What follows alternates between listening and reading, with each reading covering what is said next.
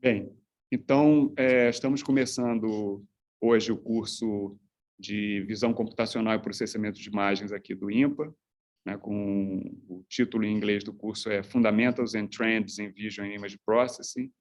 E a ideia desse curso é que ele tem duas partes. Ele tem uma parte que é a parte de conceitos fundamentais, que são coisas que não mudam, né, da matemática, e tem uma parte de tendências, né, que são os avanços nessa área, né, que atualmente está evoluindo de uma maneira muito rápida. Então, cada ano nós temos um enfoque, uma visão diferente do que está acontecendo exatamente através dessas tendências, né? E o tema desse ano, que é esse subtítulo, né, são os dois lados das redes neurais. Então, vai ficar claro nessa apresentação de hoje. Na apresentação de hoje eu vou falar em geral sobre o curso e vai ficar evidente por que existem esses dois lados das redes neurais e o que é a novidade é que até o ano passado, o ano retrasado, era uma ênfase muito grande num dos lados das redes neurais, e agora tem um novo lado das redes neurais que está surgindo e prometendo muita coisa nova, e a gente vai abordar exatamente esse novo lado junto com o que já existia, que são coisas que se complementam, né? Então, eu vou começar aqui com esse teaser, né? Um vídeo que é para mostrar como essa área está evoluindo e como está evoluindo rápido, né? Então, é isso, é o DALL-E, né? Não sei se já ouviram falar, mas vocês vão ver o que é. Have you ever seen a polar bear playing bass? Or a robot painted like a Picasso? Didn't think so. DALL-E 2 is a new AI system from OpenAI that can take simple text descriptions like a koala dunking a basketball and turn them into photorealistic images that have never existed before. DALL-E 2 can also realistically edit and retouch photos. Based on a simple natural language description, it can fill in or replace part of an image with AI-generated imagery that blends seamlessly with the original. It's called inpainting. In January 2021, OpenAI introduced DALL-E, a system that could generate images from text, like this avocado armchair. DALL-E 2 takes the technology even further with higher resolution, greater comprehension, and new capabilities, like inpainting. It can even start with an image as an input and create variations with different angles and styles. DALL-E was created by training a neural network on images and their text descriptions. Through deep learning, it not only understands individual objects, like koala bears and motorcycles, but learns from relationships between objects. And when you ask DALL-E for an image of a koala bear riding a motorcycle, it knows how to create that or anything else with a relationship to another object or action. The DALL-E research has three main outcomes. First, it can help people express themselves visually in ways they may not have been able to before. Second, an AI-generated image can tell us a lot about whether the system understands us or is just repeating what it's been taught. Third, DALL-E helps humans understand how AI systems see and understand our world. This is a critical part of developing AI that's useful and safe. The technology is constantly evolving, and DALL-E 2 has limitations. If it's taught with images that are incorrectly labeled, like a plane labeled car, and a user tries to generate a car, DALL-E may create a plane. It's like talking to a person who learned the wrong word for something. DALL-E can also be limited by gaps in its training. If you type baboon and DALL-E has learned what a baboon is through images and accurate labels, it will generate a lot of great baboons. But if you type howler monkey and it hasn't learned what a howler monkey is, DALL-E will give you its best idea of what it thinks it could be, like a howling monkey. What's exciting about the approach used to train DALL-E is that it can take what it learned from a variety of other labeled images and then apply it to a new image. Given a picture of a monkey, DALL-E can infer what it would look like doing something it's never done before, like paying its taxes while wearing a funny hat. DALL-E is an example of how imaginative humans and clever systems can work together to make new things, amplifying our creative potential.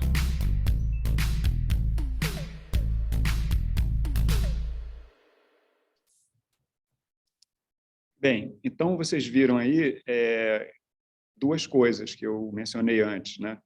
Primeiro, essa evolução, né, que é muito rápida, né?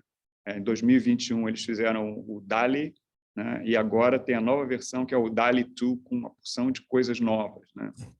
A segunda coisa interessante vocês notarem aí é que é um sistema que é feito para gerar imagens, né? Então, no ano passado, né, o curso foi focado exatamente em modelos generativos, né?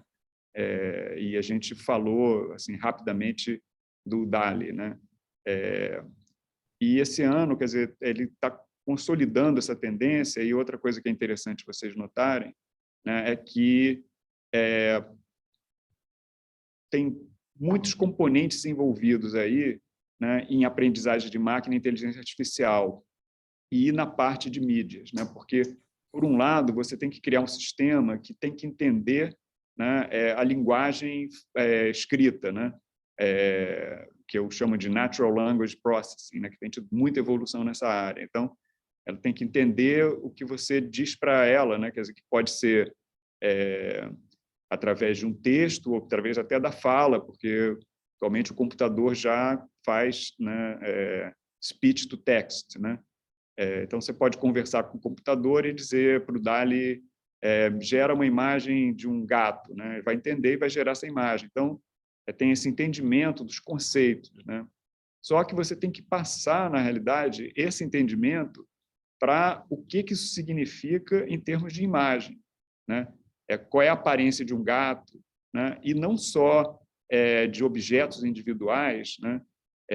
Que é a coisa mais fácil, mas como você tem a relação entre vários objetos no mundo real, numa cena real, né? Onde você tem gato, tem um sofá, tem uma série de outras coisas, tem uma relação entre tudo isso, né? Exatamente é isso que o DALL-E inicialmente se propunha, né, com coisas mais simples, e essa versão mais nova, ele tem operadores, né? Ele tem assim, possibilidades de você fazer autoria e controlar o que é gerado. Quer dizer, você pode ter uma imagem inicial e você diz, agora muda para isso, faz aquilo, né? Quer dizer, então é uma ferramenta muito poderosa que revela todo o poder, né, de aprendizagem de máquina e a relação com mídias, né? Só um disclaimer, né? Aqui no curso, nós não vamos focar nessa parte de aprendizagem de máquina geral, de Natural Language Processing. A gente vai focar na parte de mídias e representação de mídias, síntese de mídias, né? E, na verdade, esse teaser aí é assim, um encorajamento para vocês, né, de, depois que aprender tudo sobre imagem, né, aí começar a aprender outras coisas ligadas com a aprendizagem de máquina e ter uma noção completa de como um sistema como esses, né, o DALL-E 2 funciona, né? Então, eu queria mostrar para vocês aqui, para a gente ver na prática, né? Porque já é uma ferramenta, né? Então, se vocês olharem aqui, né? Aqui, deixa eu só tirar aqui o meu vídeo, porque vai ficar mais fácil aqui de...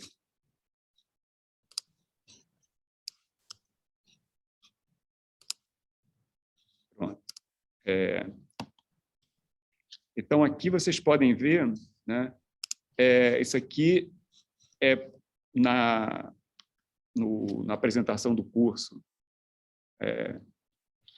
que a gente estava vendo antes, né? Aqui, você pode entrar na página do DALL-E, né? Você entra aqui, login, entra o DALL-E for a preview, né? Isso pela internet, né? E aí você cai nessa página aqui, né? Depois que você se cadastrar e se registrar no sistema, né? Eu já fiz tudo isso, né? Que ele sabe quem eu sou, né? Luiz Velho, etc. Né? Isso é uma coisa ainda experimental. Então, você pode aqui escrever alguma coisa, né? Botar aqui cat,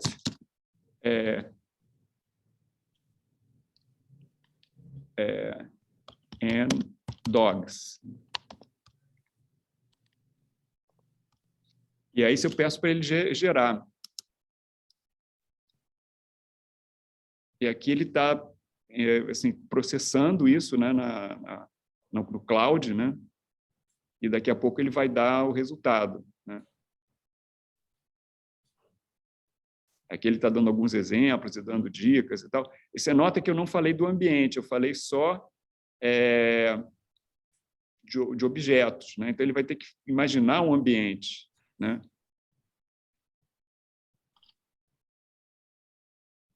Pronto, agora ele está com o resultado, vai mostrar o resultado, tá vendo? Você tem aqui várias imagens de gatos e cachorros que ele gerou, as imagens que não existiam, ele gerou mesmo do zero, né? E você até vê que estão em ambientes diferentes, né? Em posições diferentes e fazendo coisas diferentes, né? E aí, se eu colocar aqui, né, por exemplo, man sitting sofa.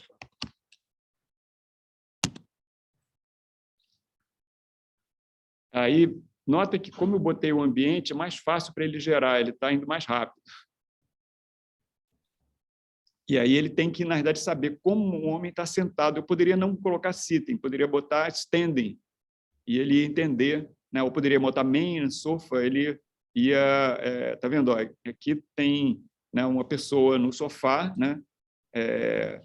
Aí, se eu colocar, por exemplo, aqui, man, sofa, ele vai fazer uma coisa bem parecida, mas se eu botar aqui standing,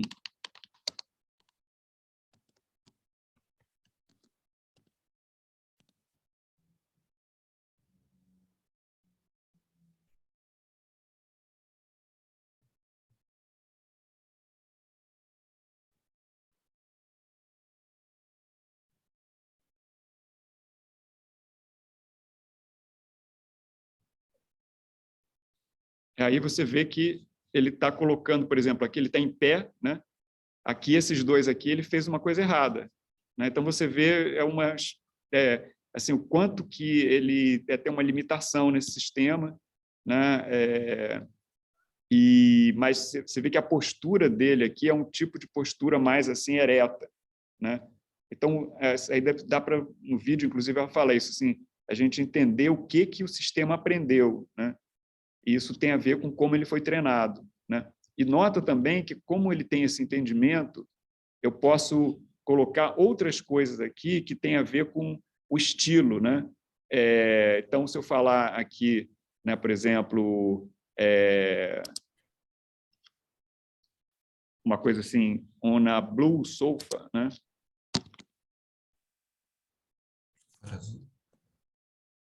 Vou tirar aqui.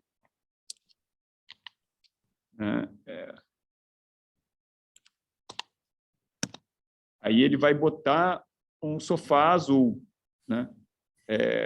Se eu botar Yellow Man, ele vai ter que descobrir como fazer um homem amarelo, né? Então, assim, tem muito espaço para criatividade, né? Aqui, tá vendo? Ele botou um sofá azul aqui, mas aqui ele não colocou, porque deixa eu botar aqui.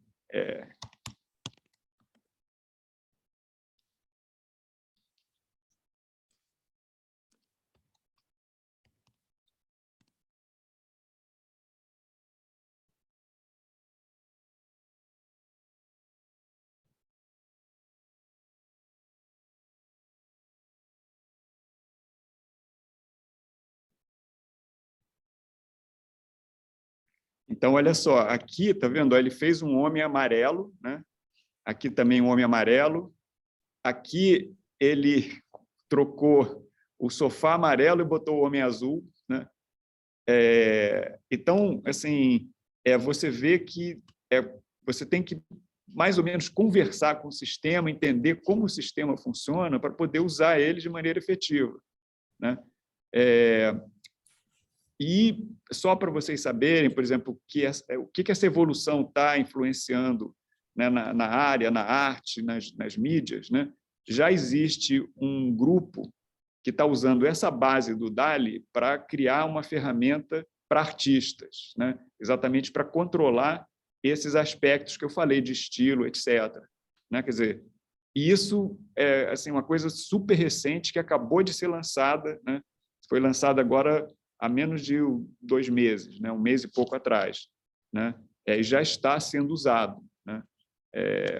Então, assim, voltando aqui, quer dizer, isso que eu falei, né? Food for thought, quer dizer, a gente pensar para onde que essa área está indo, e nós, né, como pesquisadores, cientistas e, na verdade, artistas, né, como a gente vai ajudar a construir, né, essas novas ferramentas e como a gente vai usá-las, né? Então, esse curso é um pouco para isso, assim, a gente poder entender, né, como essas ferramentas funcionam, saber fazer as ferramentas, porque para você criar, fazer inovação, criar uma nova realidade, né, você tem que dominar esses dois lados. Quer dizer, você tem que dominar o lado, né, de entender como ela funciona, até sabendo fazer, né, para poder usar ela da melhor maneira possível, né?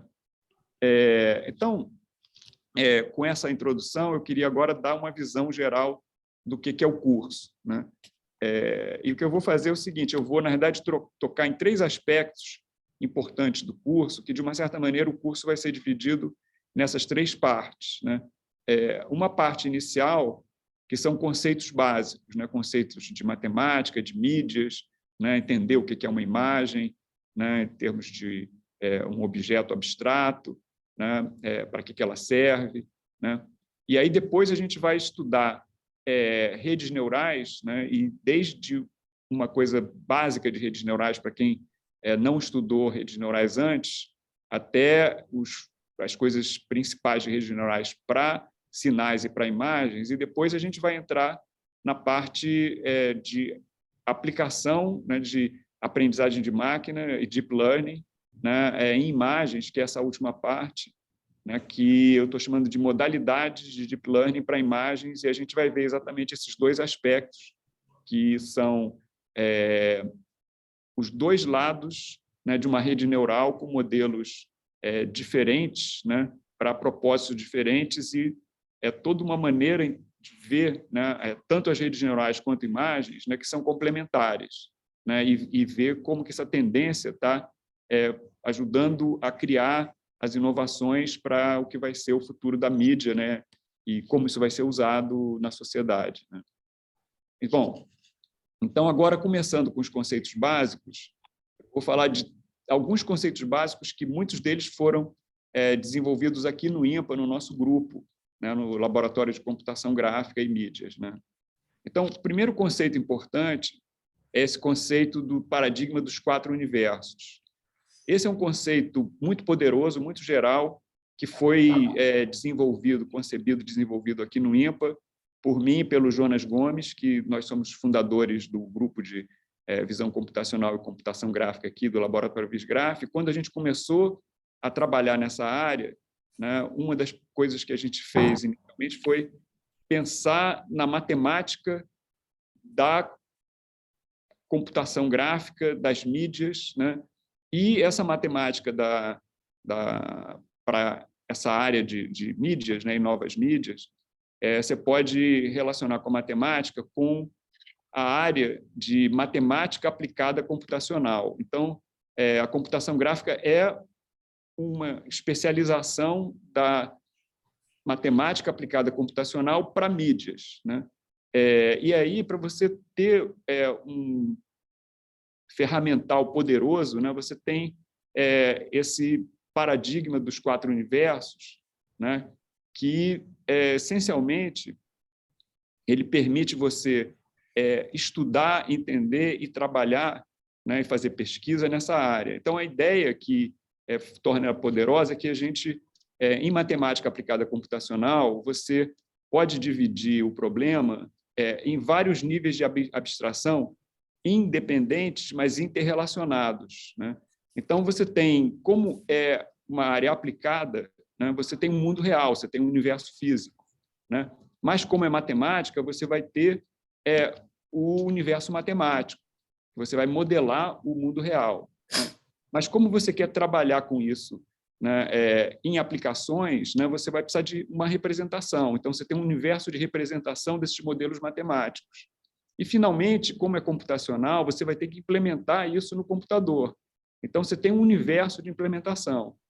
E o que é poderoso disso, em termos metodológicos, é que os conceitos em cada nível desses são conceitos correspondentes, mas diferentes, porque tem as particularidades de cada nível desses, e eles estão interrelacionados, e você quer ver como você faz a interrelação entre esses modelos para sair de coisas que você vê no mundo real e que você quer implementar no computador, né? Passando exatamente pelos modelos matemáticos e representações. Então, para vocês entenderem isso assim, bastante claramente, eu vou dar um exemplo simples, que talvez seja o exemplo mais simples que a gente pode dar, e é muito ilustrativo, que são números, né? Números, né, formam a base da matemática, né?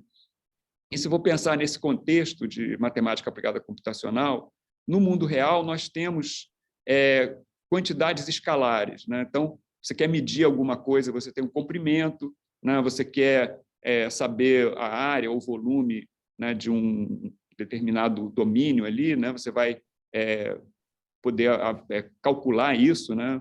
Com uma fórmula, né, matemática, e você vai representar esses escalares, né, por um número, né? Mas aí você tem esse conceito, o que isso significa? Então, o que esse número significa? Mas para poder fazer isso, inclusive para ter alguma fórmula que você vai poder medir, calcular uma área, uma coisa assim, você tem que ter o sistema de números no computador, né, que é a base da matemática. E no caso de quantidades escalares, né, em matemática você tem os reais, os números reais, né, que é um conceito abstrato, né? Para operacionalizar esse conceito abstrato, né, você tem, e no caso, quer dizer, você tem, por exemplo, a reta real, né, ela é infinita, contínua, né? Mas quando você vai pensar numa representação, né, você tem que ter notações para isso, etc., né? E aí você usa a representação de ponto flutuante, né? Onde você tem as casas decimais, etc., né? E essa representação ela é uma representação operacional que dá para você fazer conta, mas quando você vai colocar no computador, você tem que ter um padrão, né? Então, aí o padrão que é usado, inclusive nos processadores de computador, é o padrão da IEEE, que é um instituto de engenharia elétrica mundial, né, que criou esse padrão, e todos os processadores seguem esse padrão, né? Então, no computador você tem o número de ponto flutuante de precisão simples, de precisão dupla, que diz quantos bits você aloca, né, para cada uma dessas partes da representação de ponto flutuante, que é a mantissa, o expoente, né? E aí você vai ver uma coisa, a gente vai falar com mais detalhes ao longo do curso, mas que tem uma assim, passagem de um universo para o outro que tem uma mudança conceitual, né? Quer dizer, quando você fala de quantidade escalar, essa quantidade escalar ela significa alguma coisa, significa comprimento, né? Quando você passa para a modelagem disso, né, você tem um número que pode ser aplicado para conceitos diferentes, né? Medir o comprimento, medir a área, mas o número é o mesmo, né? E você tem as propriedades dos números reais, né? Você tem aqui no INPA você tem cursos, né, sobre isso, né? Então, assim, você estuda matematicamente isso e vai usar isso para criar todo um sistema, né, com operações e poder relacionar o que você quer fazer com o que tem no mundo real, né? Aí você tem uma questão que o modelo matemático ele está, de uma certa maneira, pegando características fundamentais de coisas do mundo real. Por exemplo, né, o fato dos reais serem contínuos, né, você pode até imaginar de uma maneira simples. Você tem a reta dos reais e você quer medir o comprimento de uma certa coisa. Você pega uma cordinha, um barbantinho, e coloca ali, estende ele ali, você diz, esse intervalo aqui é o comprimento disso. Isso tem, como é que eu vou registrar, né, esse comprimento, né? Então, você pode associar isso com a reta dos reais, é uma coisa contínua, né? Mas, por outro lado, quer dizer, você tem que depois, né, associar um número a isso e ter uma representação, né? E daí você entra na parte da representação de ponto flutuante. E aí essa representação ela é discreta, né? Não pode ser contínua. Você não tem como fazer cálculo, trabalhar com coisas contínuas, né? Você pode fazer cálculos simbólicos, né? Mas quando você vai fazer cálculos numéricos, você tem uma coisa que você está trabalhando com elementos discretos, né? E aí você depois, quando passa isso para o computador, né? Você vai ter uma coisa que é discreta e finita, né? Porque você tem que colocar isso com representar com certo número de bits, etc. Então, quando você passa dos números reais, né, para uma representação de ponto fluente, você tem uma perda. Você passa do contínuo para o discreto. Essa é uma das coisas que a gente vai estudar muito aqui no curso. Então, isso aí tudo mostra, né, o poder e a importância de você conceituar, né, usar esses conceitos para trabalhar com ensino e pesquisa, né, na área de matemática aplicada computacional e, em particular, para mídias, que é uma coisa muito poderosa. E aí, exatamente chegando em mídias, a gente desenvolveu um outro conceito, que é o conceito de objetos de mídia, que também é um conceito abstrato, né, que permite a gente estudar os objetos de mídia de maneira geral, né? Então, assim, o que é um objeto de mídia?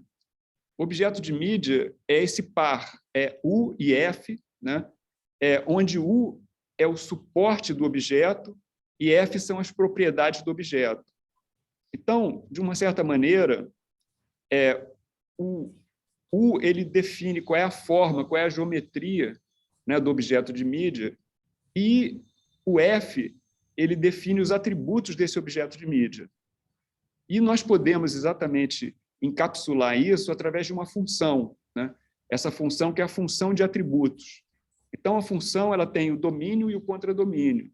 Então, o domínio da função ele está associado exatamente com essa forma do objeto, com a geometria, né? E os atributos correspondem ao contradomínio, quer dizer, coisas que você está associando aos pontos desse suporte geométrico, né, que é o domínio.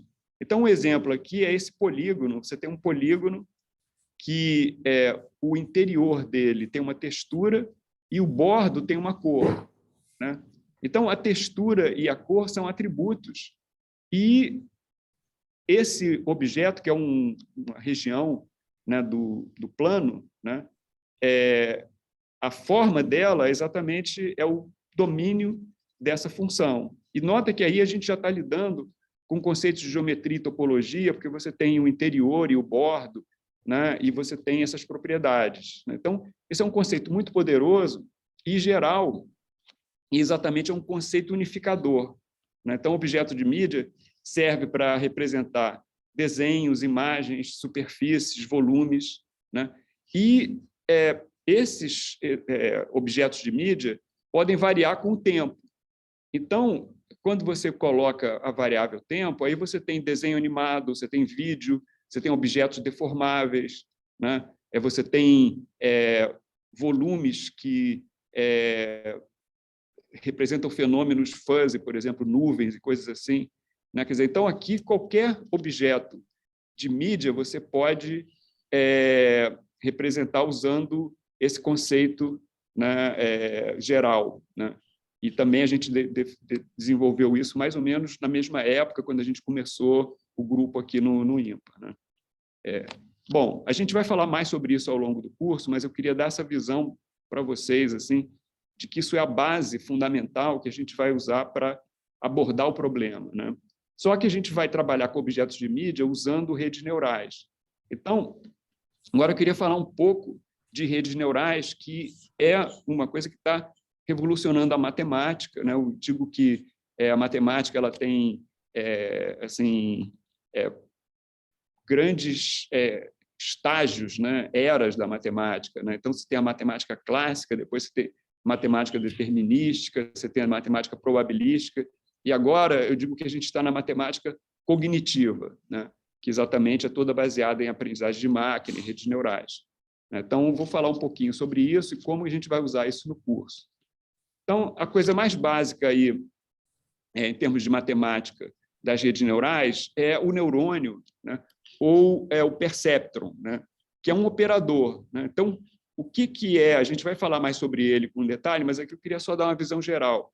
O que é um neurônio? O neurônio, essencialmente, você pode imaginar que é um elemento, né, que ele tem várias entradas, né, e essas entradas são combinadas através de pesos, né, então você tem uma combinação linear, né, de sinais de entrada, e ela passa por uma função de ativação que vai ter uma saída, né?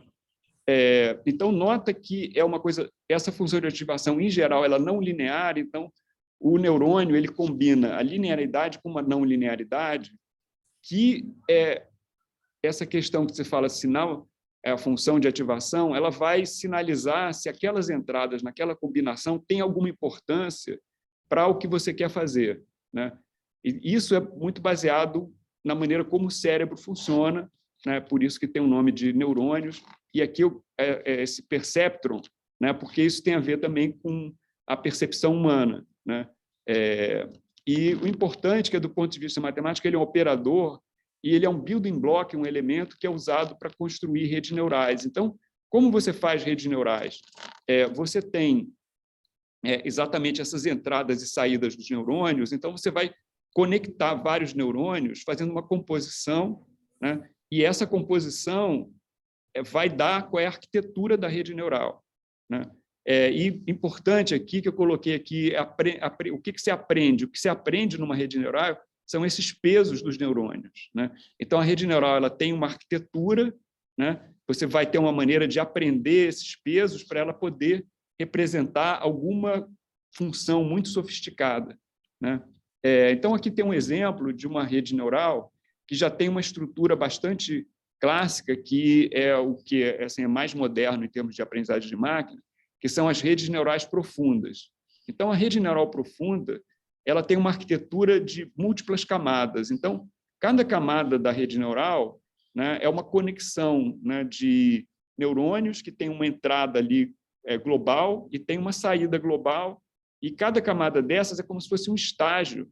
E você pode imaginar que, no agregado, essa estrutura representa os operadores mais sofisticados que têm níveis aqui, né, de cada camada para fazer alguma coisa. Nesse caso aqui, a gente vai voltar até a falar nisso nessa aula mesmo, né? O que essa rede vai estar fazendo é classificação de imagens. Então, você dá uma imagem inicial de alguma coisa, no caso aqui, um gato, e você quer que ela saiba que essa imagem é a imagem de um gato. Então, a saída vai ser uma informação categórica. Qual é a categoria do objeto que está nessa imagem, né? E se a gente monta a arquitetura certa com os operadores certos, isso funciona, né? Então, que a gente vai aprender exatamente como fazer isso, né? E aí você tem exatamente os tipos de redes neurais que dependem exatamente da estrutura e da arquitetura. Então, como eu falei, né, você tem redes que são redes para análise, redes para síntese e redes completas, né, que fazem análise, síntese e outras coisas. Então, em geral, a rede que faz análise, você entra com os dados e ela te dá como saída metadados, quer dizer, uma categoria, uma coisa assim, como naquele exemplo de classificação de imagens. A rede de síntese é uma rede mais parecida com essa do DALL-E, que você dá algum código inicial, né, e você tem como saída uma imagem, por exemplo, né? Mas, de fato, a rede do DALL-E é uma rede completa, porque dentro da rede do DALL-E você tem um modelo gerador, que é uma rede de síntese. Mas, quando você entra com um texto, o DALL-E tem que pegar esse texto, tem que gerar alguma coisa aqui no meio que vai poder ser sintetizada numa imagem. Então, aí vocês veem, assim, tanto em termos de aplicação como em termos da estrutura, né, para que servem esses tipos de redes neurais, e a gente depois vai ver as arquiteturas relacionadas com isso, né? Exatamente, essas arquiteturas têm a ver como você está combinando aqueles neurônios.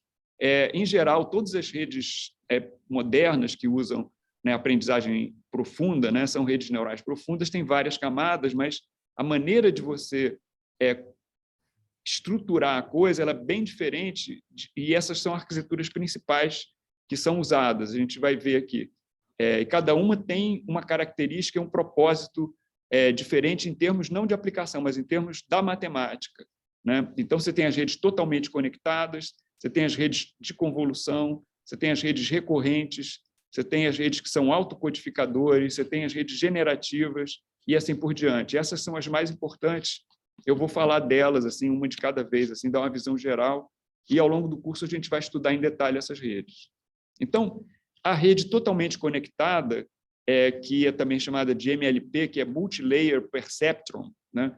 Exatamente, são múltiplas camadas de perceptrons, ou de neurônios, né?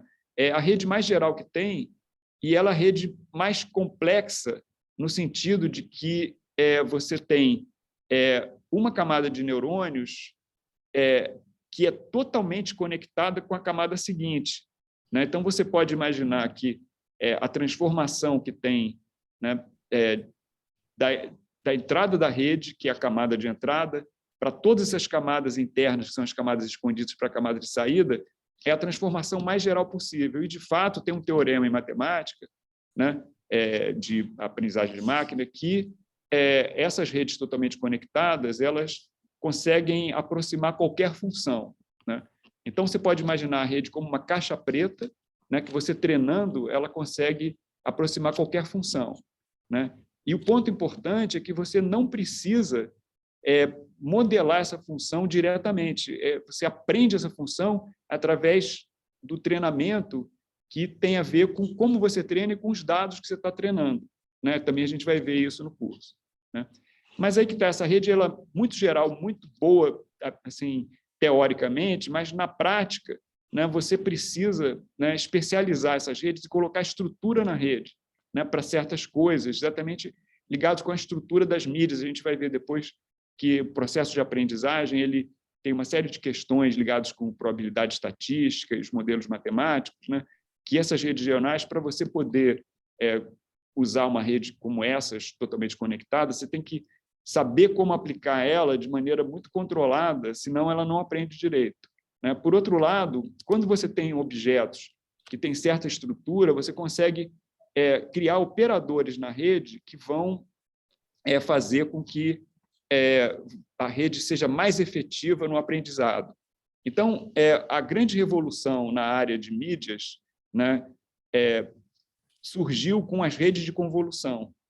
As redes de convolução, elas essencialmente implementam um operador de convolução, eu vou falar um pouco mais sobre isso mais para frente, mas é uma rede que é voltada principalmente para a imagem, historicamente, serve para outros tipos de sinais, mas ela foi criada, né, para fazer aprendizagem de máquina para imagens, né? Então, isso tem muito a ver com toda a teoria que a gente vai estudar aqui no curso, né? E a ideia é que você tem uma rede em várias camadas e você tem operadores de convolução e alguns outros operadores de estruturação, e você vai aprendendo a estrutura da imagem, e com isso você entende o que tem na imagem. Nota que aqui, depois a gente vai ver isso, essa rede aqui, que é um exemplo da rede, a primeira rede de convolução que foi pensada, a gente vai falar isso mais ao longo do curso, mas a parte inicial da rede é toda de convolução, e aí, no final, você tem uma rede, uma parte totalmente conectada aqui, que seria aquela MLP. Você tem assim, você usa um pouco daquele operador geral, mas baseado em features, né, que são extraídas, estruturas da rede, a partir desses operadores de convolução. Eu vou voltar a falar deles mais para frente, né? Então, a ideia é que a rede de convolução é para aprender características da imagem, né, em inglês, image features, né? Aí você tem as redes recorrentes. Nota que existem certos fenômenos de mídia, por exemplo, né, um áudio, né, um vídeo, né, que são até um texto, né, que você tem um sinal que ele é dependente do tempo, né, e isso se manifesta porque você tem uma representação que é uma sequência, né, e você não tem um domínio que é pré-determinado, né? Uma coisa que é dependente do tempo, ela começa num certo ponto e você não sabe quando ela vai terminar, né? E para você modelar isso, você tem que ter uma estrutura que você não tem aquele domínio bem definido, né? Uma imagem, ela tem um tamanho ali, tem uma região, né, do plano que você marca como sendo o domínio do suporte geométrico da imagem, né? Mas, para um vídeo, você tem uma sequência de imagens que varia ao longo do tempo. Então, essas redes recorrentes são exatamente para processos que são dependentes do tempo, né? E são manifestados através de sequência. Então, a estrutura é assim, você tem instantes, né, de tempo ou elementos da sequência que você vai dar como entrada na rede e a rede vai dar alguma saída, dependendo de como você monta ela. Mas o fato é que, para lidar com isso, você cria uma estrutura recorrente que os pesos que você vai aprender são os mesmos para a sequência inteira. Então, você tem essa recorrência aqui que você vai entrando com um elemento de um tempo I mais 1, tempo I mais 2, e vai aprendendo, e você aprende aquele processo, né? A gente depois vai falar um pouco mais sobre isso, e tem toda uma caracterização matemática de que tipo de processo, etc., você pode aprender com essas redes recorrentes, né? E aí, se você quer aprender uma representação, você tem esses autocodificadores, né, e os autocodificadores variacionais. Depois eu vou explicar qual é a diferença de autocodificadores simples para autocodificadores variacionais, mas o ponto é que esses autocodificadores eles aprendem representações. Então, é como se fosse aquela rede completa que você tem uma entrada, né, você vai querer ter uma representação desses dados de entrada, mas de maneira que você possa reconstruir esse dado de entrada. Então, você tem uma rede de análise que vai codificar esse sinal aqui, né, por um código, e esse código ele é o suficiente para você poder decodificar e reconstruir ele, né? Então, isso é muito poderoso, porque não só você aprende uma representação de uma classe de sinais, né, de objetos, né, como isso serve para uma porção de coisas, por exemplo, para compressão de imagens e coisas assim, né? E tem toda uma caracterização também probabilística disso que a gente vai ver ao longo do curso. E aí, finalmente, você tem essas redes generativas, né? E, no caso, redes generativas adversárias, né? De uma certa maneira, o autocodificador é uma rede generativa, mas não é adversária, porque a ideia é que no autocodificador você está aprendendo a representação inteira, né, dessa classe de objetos, e você consegue representar qualquer objeto e você tem explicitamente a representação. Isso pode ser difícil de fazer em muitos casos. Então, essas redes generativas elas são muito poderosas porque você se contenta não em aprender a representação, mas você simplesmente reproduzir, né, o que seria, né, se você tivesse aquela representação de maneira explícita. E você usa isso, né, explorando os dados reais. Então, essencialmente, você tem, né, uma rede que é uma rede geradora, né, que ela precisa descobrir como que ela vai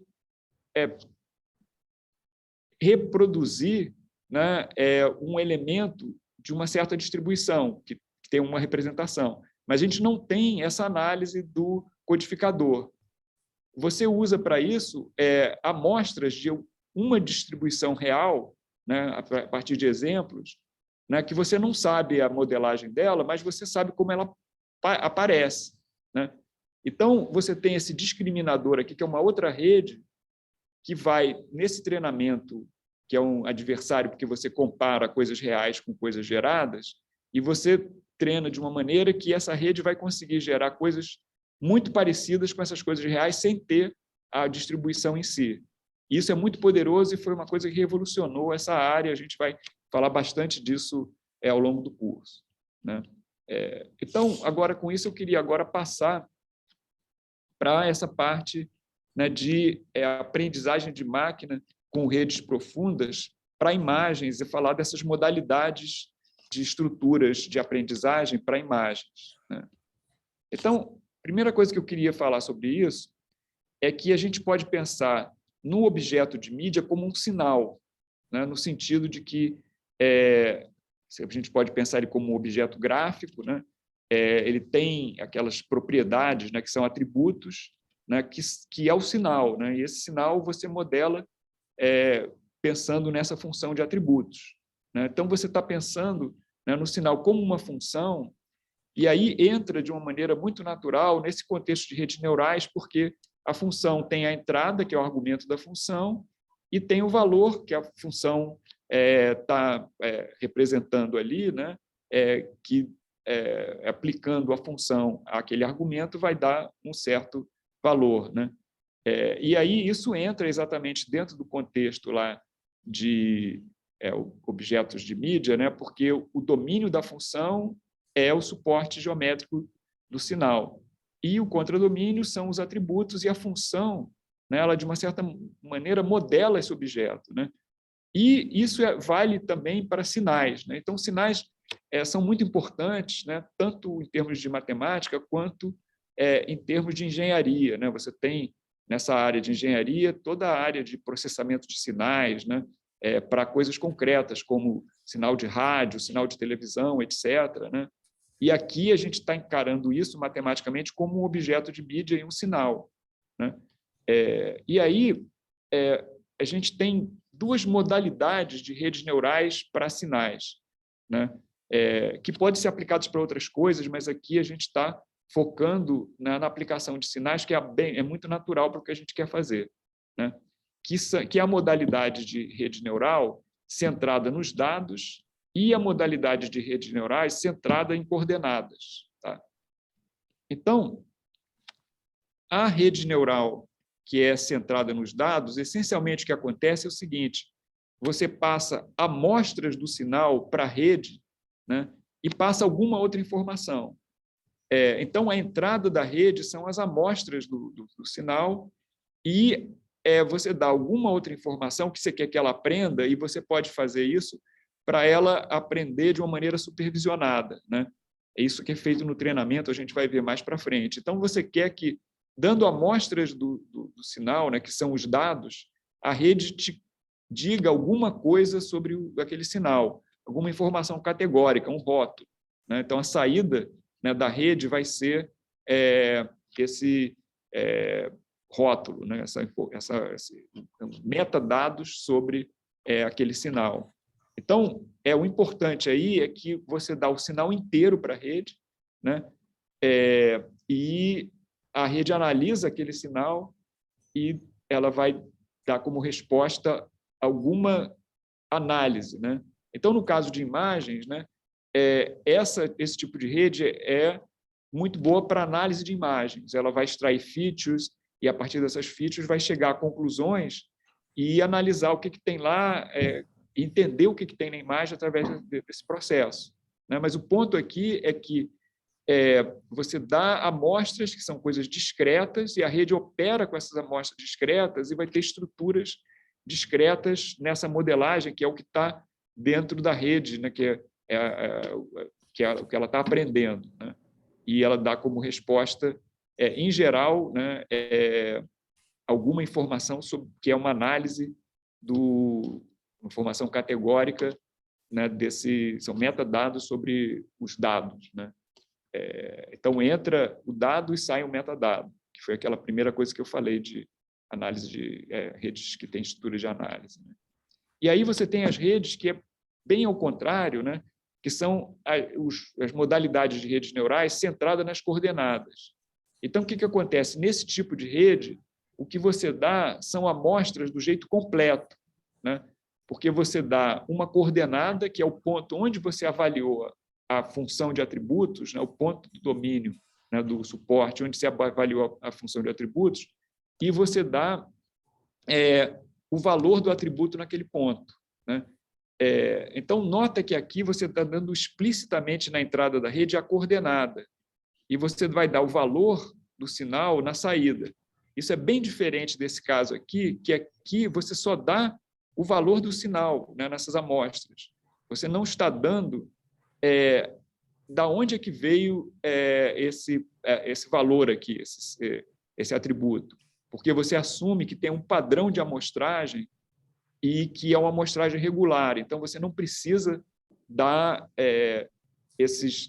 o valor da coordenada, né? Porque você está dando o sinal inteiro de uma maneira estruturada e aquilo é uma representação discreta que vai ser analisada por a rede baseada em dados, e ela trabalha com dado como um todo, né? Aqui você está dando essa estrutura do sinal, né, a partir de amostras que podem ser qualquer tipo de amostras, não tem nenhuma regularidade, né, implicitamente poderia ter, mas não está explícita aí, né? E o que ela vai aprender é a própria função de atributos, quer dizer, ela vai aprender que, dando essa coordenada de entrada, o valor é esse valor de saída. Então, esse modelo que a rede aprende é exatamente a função de atributos, ela aprende o sinal, né? Então, esse tipo de rede é muito boa para a síntese de imagem, né? E isso que eu falei que é a novidade que atualmente está sendo muito explorado, né, em aprendizagem de máquina, e a gente vai ver isso ao longo do curso, né, na parte final do curso, né? Então, agora eu queria falar, eu dei uma visão geral de como que a gente vai abordar o problema, né, o que a gente vai estudar em termos gerais aqui, né, e agora eu queria falar um pouco do curso em si, né? Então, assim, eu queria, antes de desligar a gravação, né, eu queria falar assim, o que a gente vai discutir em termos do curso. A primeira é como vai ser a dinâmica do curso, a avaliação dos alunos e, essencialmente, eu vou entrar em mais detalhes sobre isso, mas, essencialmente, a avaliação vai ser baseada na participação do curso, né, em apresentações e discussões em classe e projetos aplicados, né, vamos ter aulas tanto conceituais e expositivas, como aulas práticas de laboratório. Então, a gente vai depois discutir isso com mais detalhe. E eu queria entrar exatamente em vários detalhes sobre o curso, o material do curso, como vai ser a programação das aulas, né, o conteúdo e recursos que vocês vão poder usar ao longo do curso. Então, para isso, né, eu vou entrar na página do curso, que está aqui, e aí o que eu vou fazer vou desligar a gravação agora, e daí a gente entra nessa parte mais